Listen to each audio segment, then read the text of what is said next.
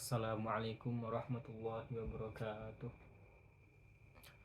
Alhamdulillahirrabbilalamin. Wassalatu wassalamu ala ashrafil anbiya wal mursalin Sayyidina wa maulana Muhammadin wa ala alihi wa sahbihi ajma'in.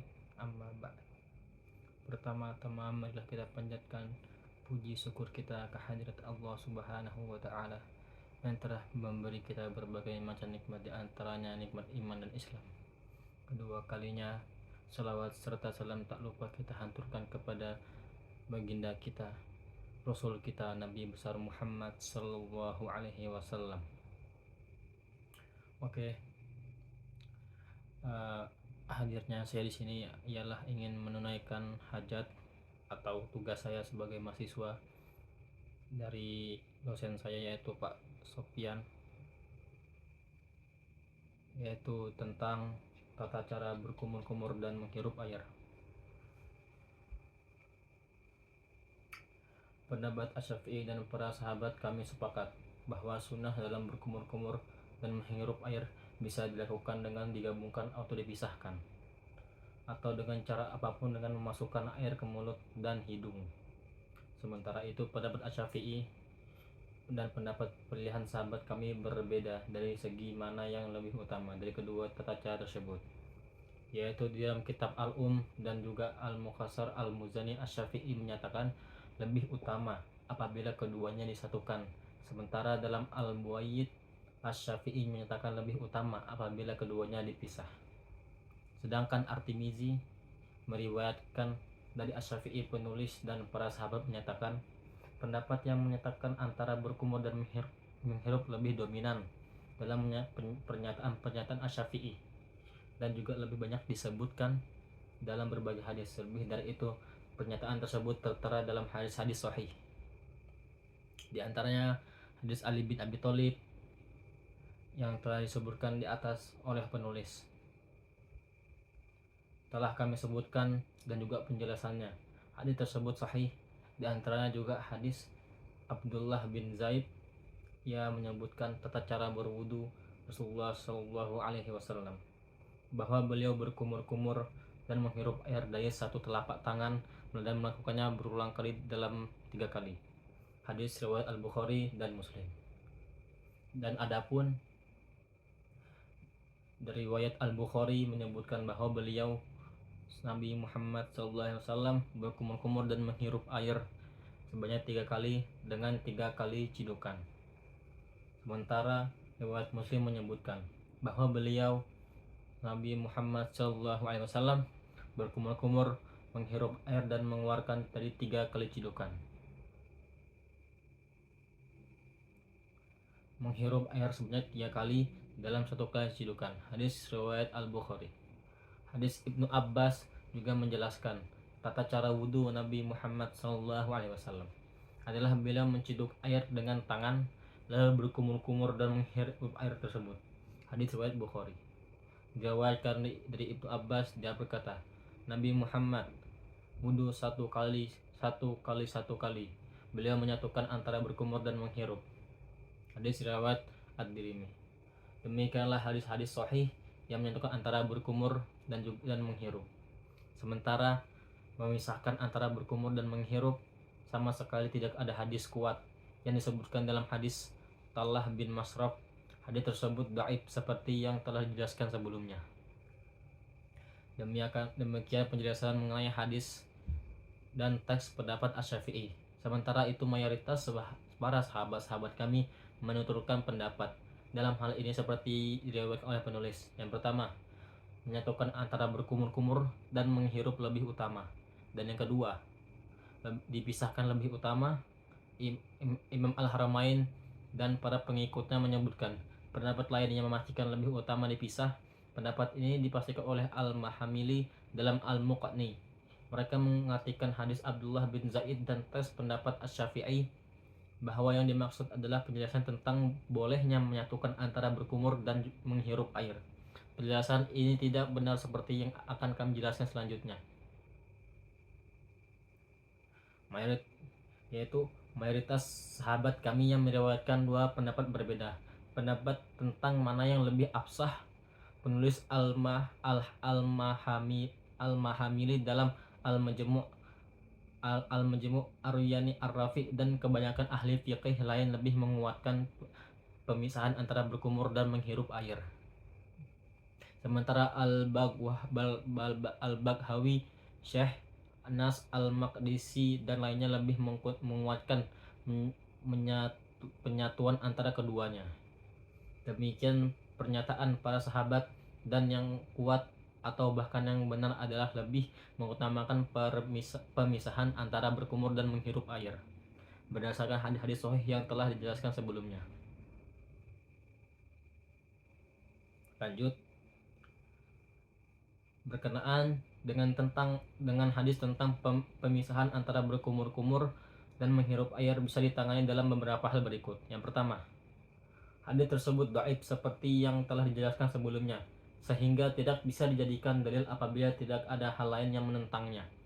Lantas bagaimana hanya apabila hadis tersebut berseberangan dengan banyak sekali hadis-hadis sahih? Pertanyaan kedua, yang dimaksud dengan memisah adalah berkumur lalu membuang airnya, kemudian setelah itu menghirup air, tidak menyatukan keduanya. Syekh Abu Hamid dan Syekh Anas mengemukakan demikian. Dan yang ketiga, hadis tersebut diartikan sebagai penjelasan boleh menyatukan antara keduanya. Tanggapan ini benar karena hal itu dilakukan sekali mengingatkan teks matan dalam Sunan Abu Daud menyebutkan, Aku memasuki kediaman Nabi SAW saat beliau tengah berwudu. Aku lalu melihat beliau memisahkan antara berkumur-kumur dan menghirup air. Hadis ini tidak menunjukkan lebih dari satu kali, dengan demikian diartikan sebagai penjelasannya bolehnya memisah antara berkumur dan menghirup air, penafsiran yang bagus. Ada pula sementara penafsiran kalangan lain yang mengartikan bahwa hadis-hadis menyatukan antara berkumur dan menghirup air serta teks pendapat Asy-Syafi'i sebagai penjelasan bolehnya memisahkan antara berkumur-kumur dan menghirup air adalah penafsiran yang salah, karena riwayat-riwayat yang menyebutkan menyatukan antara berkumur-kumur dan menghirup air amat banyak dari berbagai sanad dan dari sekelompok sahabat, sementara riwayat yang memisahkan antara berkumur-kumur dan menghirup air hanya satu. Itu pun dhaif.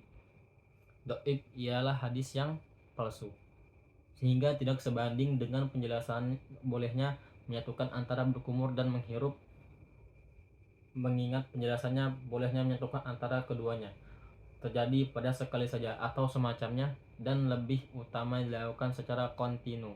Padahal dalam hal ini justru sebaliknya. Dengan demikian dapat disimpulkan bahwa yang benar adalah memisahkan antara berkumur-kumur dan menghirup air lebih utama. Wallahu a'lam.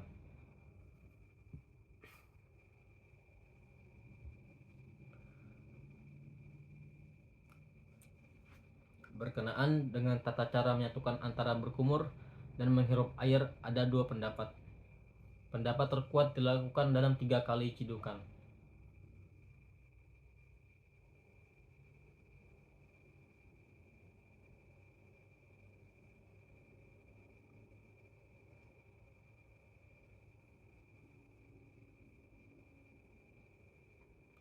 Seseorang menciduk sekali untuk dipakai berkumur dan dihirup ke hidung. Setelah itu menciduk lagi untuk tindakan serupa, dan seperti itu juga dengan cidukan yang ketiga. Landasannya adalah hadis Abdullah bin Zaid. Pendapat ini dikemukakan oleh Qadi Abu Hamid, pendapat pilihan Abu Ya'qub Al-Aburidi. Qadi Abu Thayyib dan penulis sepakat membenarkannya. Qadi Abu Thayyib Al-Mutawalli Al-Baghawi Ar-Ruyani Ar-Rafi'i dan lainnya. Selain itu pendapat ini juga diperhatikan oleh Syekh An-Nasr dan lainnya. Yang kedua, berkumur-kumur menghirup air disatukan dengan 1 kali cidukan air. Berdasarkan pendapat ini, tata cara menyatukan antara berkumur dan menghirup air ada 2, yaitu berkumur-kumur disatukan dan menghirup air. Caranya berkumur-kumur kemudian menghirup air, setelah itu berkumur-kumur lalu menghirup air, kemudian berkumur-kumur lalu menghirup air. Hal ini dipastikan oleh Al-Baniji dari kalangan ahli fikih Irak yang memisahkan pandangan kami dengan 1 kali cidukan air. Dan yang kedua, tidak dicampur, tapi berkumur secara berturut-turut sebanyak 3 kali. Kedua pendapat ini dimukil oleh Imam Al-Haramain. Ia berkata, ahli fikih Irak menyatakan, keduanya disatukan karena cidukan air yang dilakukan sekali hanya saja itu menunjukkan bahwa keduanya, yaitu mulut dan hidung, adalah anggota badan yang sama. Para sahabat kafal memastikan agar berkumur-kumur dan menghirup dipisahkan. Imam Al-Haramain berkata, inilah yang benar, dan inilah yang ditegakkan oleh Al-Ghazali dan lainnya. Penegasan Imam Al-Haramain ini kuat. Qadi Hasan berkata, karena pada dasarnya dalam bersuci itu tidak berpindah dari satu bagian ke bagian yang lain hingga yang sebelumnya usai terlebih dahulu. Sementara tata cara memisahkan antara berkumur-kumur dan menghirup air ada dua pendapat. A. Dilakukan dalam 6 kali cidukan air. Berkumur-kumur dengan 3 kali cidukan dan menghirup air dengan 3 kali cidukan. B. Dilakukan dalam 2 kali cidukan. Cidukan pertama dipakai untuk berkumur-kumur sebanyak 3 kali. Kemudian cidukan kedua dipakai untuk menghirup air sebanyak 3 kali. Dan pendapat kedua ini lebih kuat, dikuatkan oleh sekelompok ahli fikih diantaranya Ar-Rafi'i, dan dipastikan oleh Bandaniji dan Al-Bakwi berdasarkan pendapat ini. Dengan demikian, dalam hal ini ada 5 pendapat, yaitu A. Yang benar adalah lebih mengutamakan menyatukan antara berkumur-kumur dan menghirup air dengan 3 kali cidukan air. B.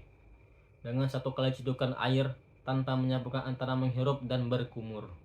C. Dengan 1 kali cidukan air dan menyatukan antara keduanya. D. Keduanya dipisahkan dengan cidukan air. Dan terakhir E. Dilakukan dengan 6 kali cidukan air, dan inilah pendapat yang paling lemah. Para sahabat kami sepakat bahwa berkumur-kumur lebih didahulukan sebelum menghirup air, baik keduanya disatukan atau dipisah dengan satu ataupun beberapa kali cidukan air.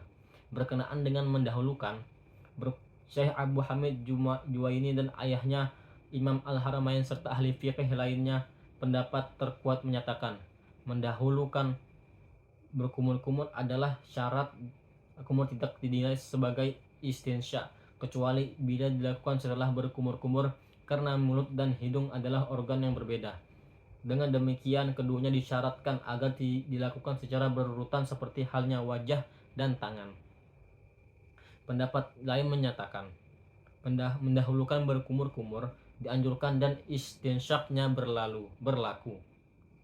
Apabila menghirup air didahulukan, itu sama seperti mendahulukan kanan sebelum kiri. Yang kelima, pandangan ulama tentang berkumur-kumur dan menghirup air. Dalam hal ini ada 4 pendapat, yaitu A. Keduanya sunnah dalam wudhu dan mandi. Inilah pendapat ulama tersebut. Ibnu Al-Munzir meriwayatkan dari Hasan Al-Basri, Az-Zuhri, Hakim, Qatadah, Rabi'ah, Yahya bin Sa'id Al-Ansari, Malik Al-Auizi, salah satu pendapat Atta dan Ahmad. B. Keduanya wajib dalam wudhu dan mandi serta syarat sahnya wudhu dan mandi ini adalah pendapat Ibnu Laila, Hamad, Ishaq, dan riwayat masyhur yang diriwayatkan dari Ahmad serta salah satu riwayat dari Atta. C. Keduanya wajib dalam mandi dan tidak wajib dalam wudhu. Ini adalah pendapat Abu Hanifah dan para sahabatnya dan pendapat Sufyan Ats-Tsauri. D. Menghirup air ke hidung wajib dalam wudhu dan mandi, sementara berkumur-kumur tidak. Ini adalah pendapat Abu Tsaur, Abu Ubaid, Daud, dan salah satu pendapat yang diriwayatkan dari Ahmad. Ibnu Al-Munzir berkata, inilah pendapatku. Mereka yang mewajibkan berkumur-kumur dan menghirup air bersandar pada beberapa dalil, di antaranya Nabi Muhammad SAW melakukannya dan perbuatan beliau adalah penjelasan taharah yang diperintahkan. Diwayatkan dari Aisyah secara ma'fu, Nabi Muhammad berkumur-kumurlah dan menghiruplah. Di samping itu, mulut dan hidung adalah organ wajah yang wajib dibasuh untuk menghilangkan najisnya.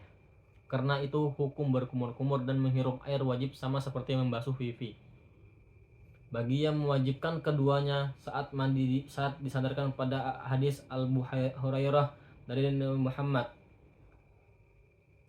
inna tahta kulla sya'ratin janayata faksilu sya'ra wa angkul bashar, yang artinya jenamat berada di bawah setiap rambut, karena itu basuhlah rambut dan bersihkanlah kulit. Mereka menyatakan di dalam mulut dan hidung ada kulitnya, diriwayatkan dari Abu Hurairah dan Nabi Muhammad.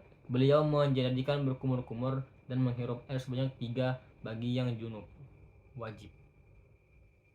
Diriwayatkan dari Ali bin Abu Thalib radhiyallahu anhu, Nabi Muhammad bersabda, ma taraka maudi'a sya'ratin min janabatin lam yaksilha wa ila biha kaza wa kaza min nari qala aliyya fa min summa adaitu ra'si salasa wa kana yajuzzu sya'roh. Barang siapa meninggalkan janabat, yaitu seukuran tempat satu rambut yang tidak dibasuh, ia melakukan seperti ini dan itu dari neraka. Ali berkata, karena itulah aku berbuat semena-mena terhadap rambutku. Maksudnya adalah Ali mencukur rambutnya. Hadis ini adalah hadis hasan, diriwayatkan oleh Abu Daud dan lainnya dengan sanad baik. Mereka menyatakan mulut dan hidung adalah organ badan yang wajib dibasuh untuk menghilangkan najisnya. Seperti itu juga janabat untuk seluruh bagian badan. Di samping itu, mulut dan hidung termasuk bagian badan luar wajah. Tidaklah sulit untuk dibasuhi air. Tidak membatalkan puasa bila ada makanan di kedua organ tersebut, tapi tidak sah salat bila pada keduanya ada najis. Mereka juga menyatakan lidah termasuk dalam hukum janabat. Oleh karena itu, haram hukumnya membaca Al-Quran dalam lidah yang berada dalam keadaan janabat. Na'udzubillahi min dzalik. Bagi yang mewajibkan menghirup air saja dan tidak mewajibkan berkumur-kumur didasarkan pada hadis Abu Hurairah, Nabi Muhammad SAW bersabda, idza tawaddo ahadukum falyaj'al fi anfihi ma'an summa summa liyashir, yang artinya bila salah seorang di antara kalian wudu, maka ia hendaknya memasuki air ke mulut kemudian menyemburkannya.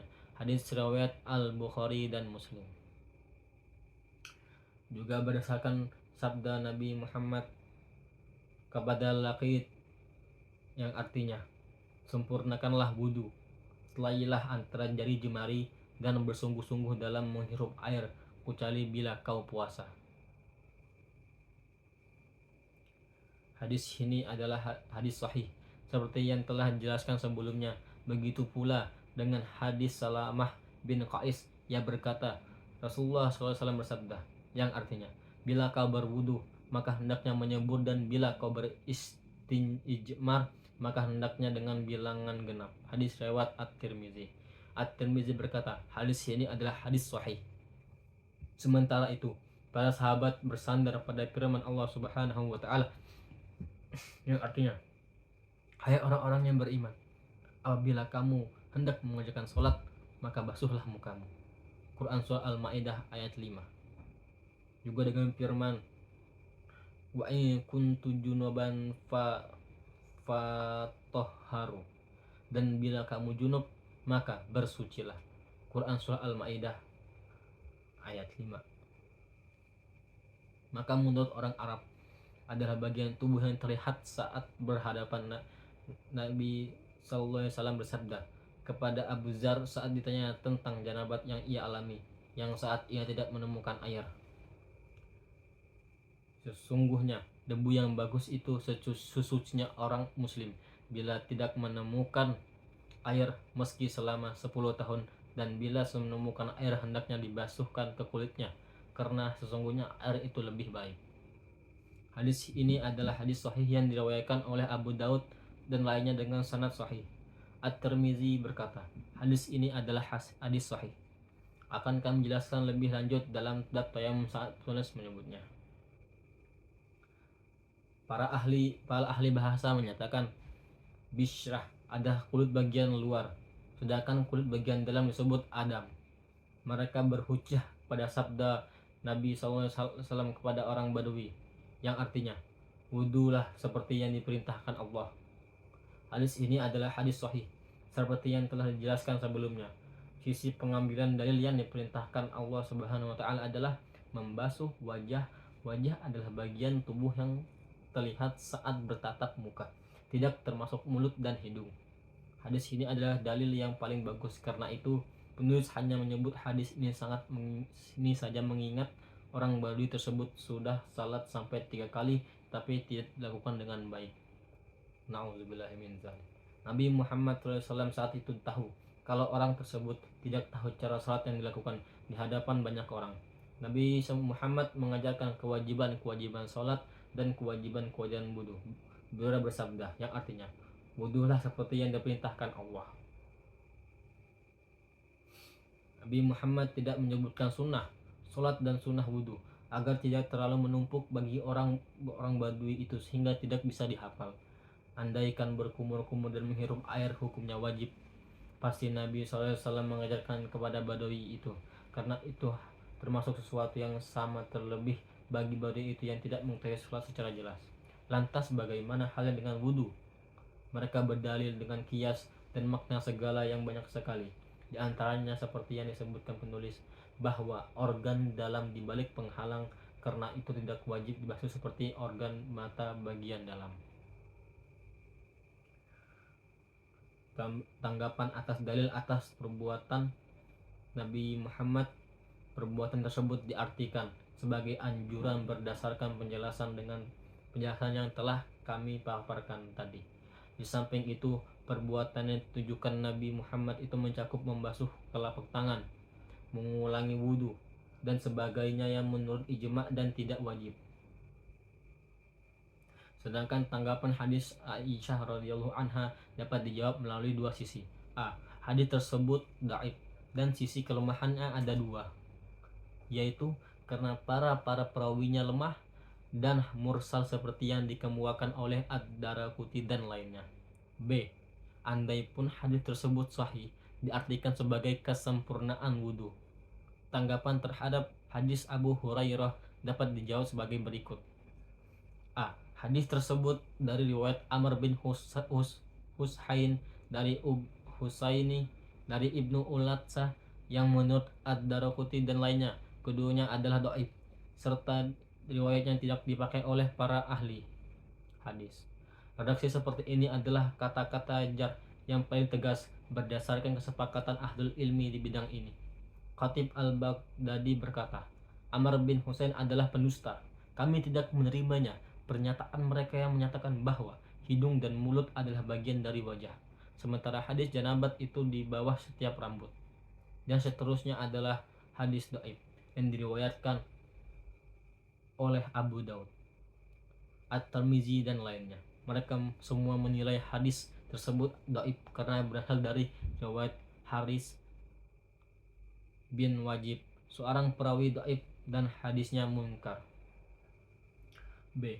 Hadis tersebut diartikan sebagai anjuran sebagai langkah kompromisasi antara berbagai dalil. Tanggapan ketiga Khatib Bishar menurut ahli bahasa adalah bagian luar kulit seperti yang telah dijelaskan sebelumnya, sementara bagian dalam mulut dan hidung tidak termasuk kulit luar. Sementara rambut yang dimaksudkan adalah bagian berada di atas kulit luar. Adapun hadis berkumur-kumur dan menghirup air 3 kali wajib adalah hadis dhaif.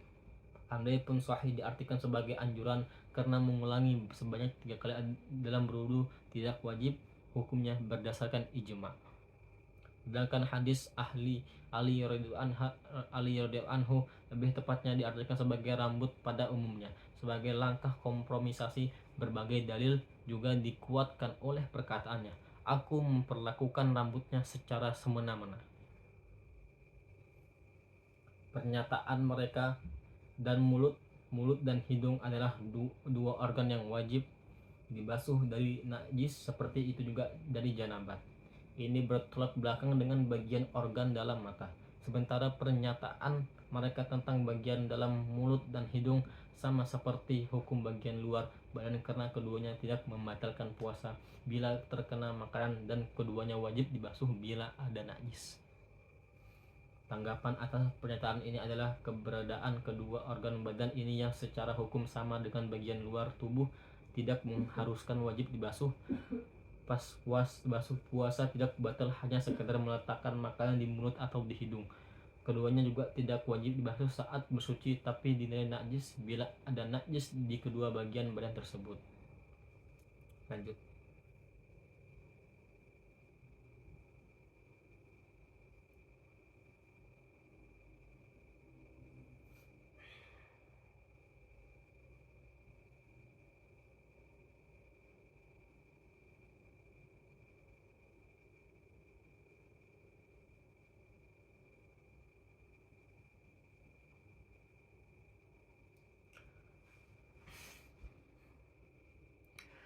Bila mereka menyatakan maka tidak terkena najis menurut Abu Hanifah, karena itu maka mata tidak wajib dibasuh.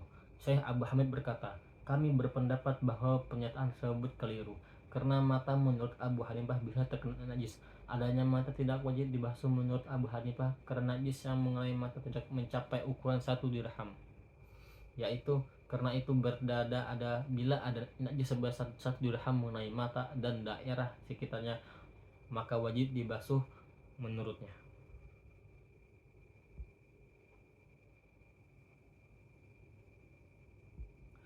Adapun sabda Rasulullah SAW yang artinya, bila salah seorang di antara kalian wudhu, maka ia hendaknya memasukkan air ke mulut kemudian menyembur, diartikan sebagai anjuran karena menyeburkan air selepas berkumur-kumur hukumnya tidak wajib berdasarkan ijma. Sabda Rasulullah SAW yang artinya, sempurnakanlah wudhu dan selailah antara jemari-jemari dan bersungguh-sungguhlah dalam menghirup air. Juga diartikan sebagai anjuran karena bersungguh-sungguh dalam menghirup air hukumnya tidak wajib berdasarkan kesepakatan.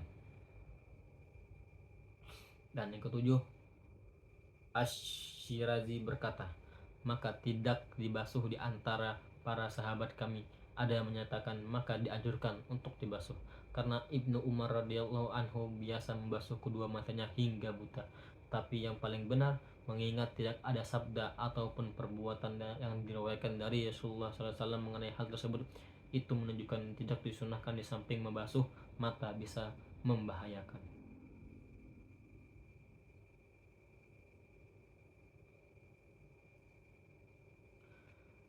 Sekarang masalah yang kami sebutkan tadi hanya berkenaan dengan membasuh bagian dalam mata, sementara kelopak mata harus dibasuh. Dalam hal ini tidak ada perbedaan pendapat. Apabila ada kotoran di kelopak mata yang menghalangi air mengenai bagian yang wajib dibasuh, wajib dihilangkan dan dibasuh. Bila kotornya tidak menghalangi air wudhu, maka hukumnya dianjurkan demikian. Perincian yang disampaikan oleh Al-Mawardi. Sementara itu mayoritas ahli fikih menyatakan hukum membasuh kelopak mata hukumnya dianjurkan. Ar-Ruyani menukil pendapat tersebut. Jadi para sahabat lalu berkata, para sahabat, kami menganjurkan untuk mengusap kelopak mata dengan dari telunjuk dan hukumnya membasuh dianjurkan. Pernyataan ini sama seperti yang disebutkan oleh Al-Mawardi, diriwayatkan dari Abu Umamah radhiyallahu anhu bahwa Rasulullah SAW pernah mengusap kedua kelopak mata saat wudhu. Hadis riwayat Abu Daud dengan sanad baik.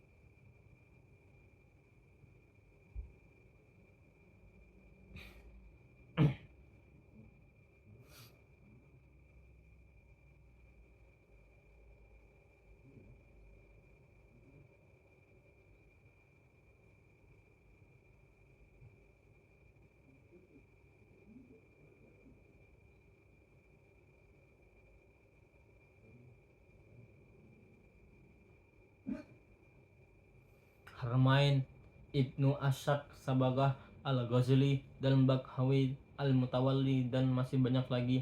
Sementara bulu pipi disebutkan oleh Al-Baghawi dan lainnya. Jenggot waria disebutkan oleh Ad-Darwimi, Al-Mutawalli, Al-Baghawi, Ar-Rafi, dan lainnya. Al-Mutawalli memberikan alasan karena itu jarang ada dan pada dasarnya hukum untuk waria diperlakukan secara yakin. Sedangkan untuk bagian ketiga, Al-Mutawalli memberikan alasan karena membasuh kulit hukumnya wajib sebelum tumbuhnya jenggot. Sementara itu kami ragu apakah kewajibannya gugur setelah jenggot tumbuh. Pada asalnya tetap ada. Demikianlah perincian berdasarkan pandangan yang menyebutkan bahwa jenggot waria bukan sebagai tanda kelakian. Perlu diketahui, penulis hanya mengutarakan 5 hal saja dan tidak menyebutkan 3 lainnya. Perlu dipungkiri tanggapan tersebut, hal itu penulis menilainya sebagai sesuatu yang zahir yang bisa dipahami melalui penjelasannya. Karena bulu tebal di bulu mata dan bulu dan pipi lebih jarang ada daripada kelima bulu lainnya. Dan jenggot milik waria diketahui bahwa hukumnya sama seperti wanita, termasuk langkah hati-hati yang ada. Oke, mungkin sekian yang dapat saya sampaikan. Bila ada kurang dan lebihnya saya mohon maaf. Wallahul muwaffiq illa aqwamit thoriq. Assalamualaikum warahmatullahi wabarakatuh.